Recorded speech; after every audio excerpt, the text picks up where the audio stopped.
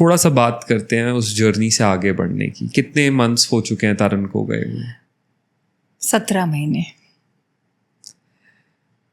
17 महीने वैसे देखा जाए तो शायद कुछ लोग कहें कम वक्त है, पर शायद जो इंसान उन दिनों को जी रहा है उसके लिए एक बहुत लंबा वक्त भी हो सकता है।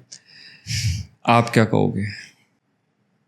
देखो, as I said last time also, कि अगर रो रो के टाइम निकालोगे तो 4 दिन 400 दिन हो जाएंगे।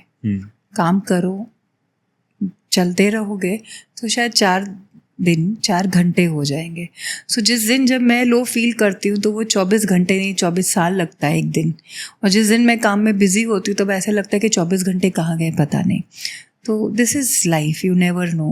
और अप्स एंड डाउन्स चलता है, ऐसा कोई बैलेंस नहीं बचता अब लाइफ में। एक दिन आप नॉर्मल हो, आप काम कर रहे हो, और अगले दिन आपको किसी भी चीज़ से कोई मतलब नहीं है, आपको दुनिया से मतलब नहीं है, आपको इट्स जस्ट दैट कि बस मुझे अकेला छोड़ दो। So this is what grief is all about. ये कभी नहीं जाता, ये वहीं रहता है, बस कभी हंसना सिखाता है, कभी रुलाता है। लोग कहते हैं कि वक्त के साथ सब ठीक हो जाता है। Do you believe in this statement अपनी जर्नी से? ठीक कुछ नहीं होता है, पर वक्त आपको जीना सिखाता है। जो जैसा है प्रॉब्लम आपका वैसा ही है। अब him going and me going through the grief, ये जिंदगी भर का दर्द है, पर हाँ इसके साथ कैसे जीना है ये वक्त सिखाता है।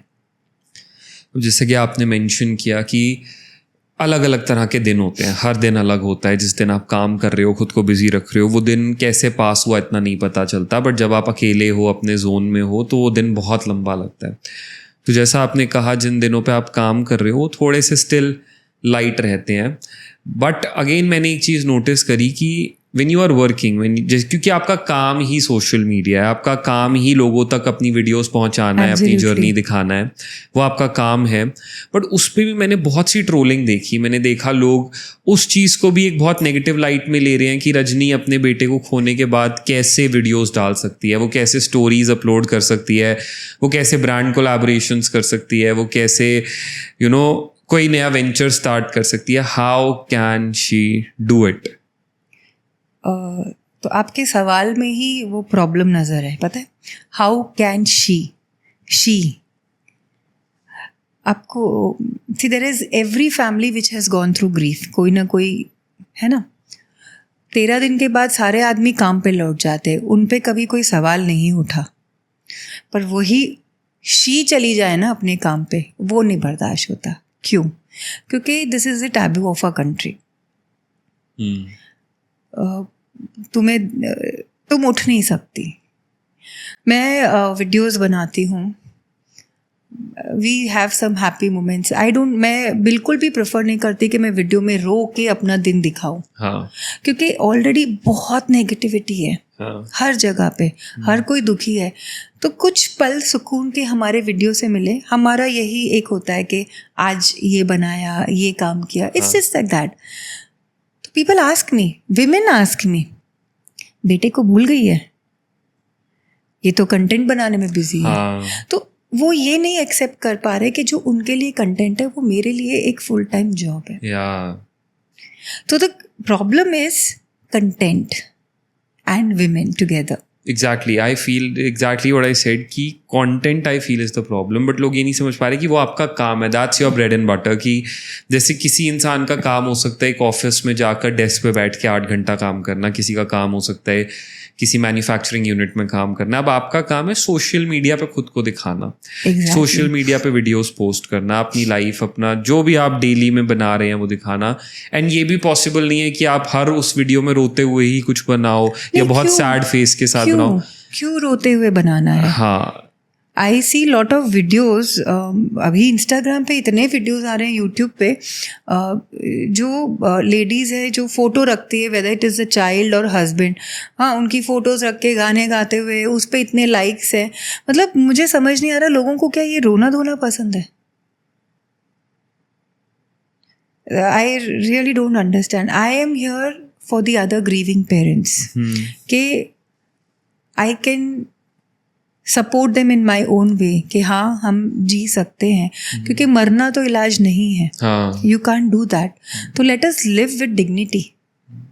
हाँ, बिकॉज आपने जब टर्म बोली ना, मेरे को एकदम से हमारा लास्ट वाला पॉडकास्ट क्लिक हुआ.